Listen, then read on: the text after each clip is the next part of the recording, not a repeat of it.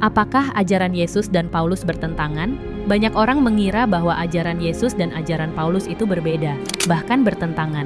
Yesus bicara soal kitab Taurat, nabi-nabi, dan Mazmur, sementara Paulus menekankan iman, bukan hukum Taurat. Tapi, benarkah mereka bertentangan? Mari kita lihat langsung dari perkataan Yesus dalam Lukas. Setelah kebangkitannya, Yesus berkata kepada murid-muridnya, "Harus digenapi semua yang tertulis tentang aku dalam kitab Taurat Musa, kitab nabi-nabi, dan kitab Mazmur." Lalu ia membuka pikiran mereka supaya mereka mengerti kitab suci. Apa maksudnya?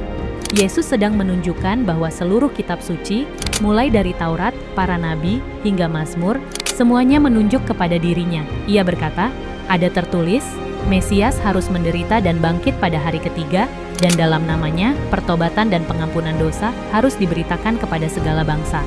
Dengan kata lain, Yesus sendiri yang menjelaskan bahwa inti dari kitab suci adalah karya keselamatannya, penderitaan, kebangkitan, dan pengampunan dosa.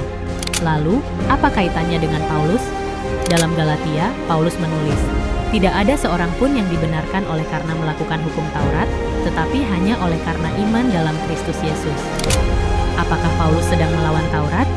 Tidak, ia justru menjelaskan makna sejati dari Taurat, seperti yang telah dijelaskan oleh Yesus sendiri. Taurat dan kitab para nabi bukan jalan keselamatan, melainkan penunjuk arah kepada Mesias, yaitu Yesus.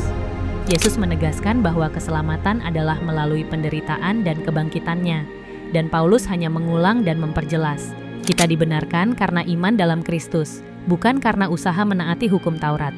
Jadi, Yesus dan Paulus tidak bertentangan. Mereka berbicara tentang hal yang sama, dengan cara yang berbeda.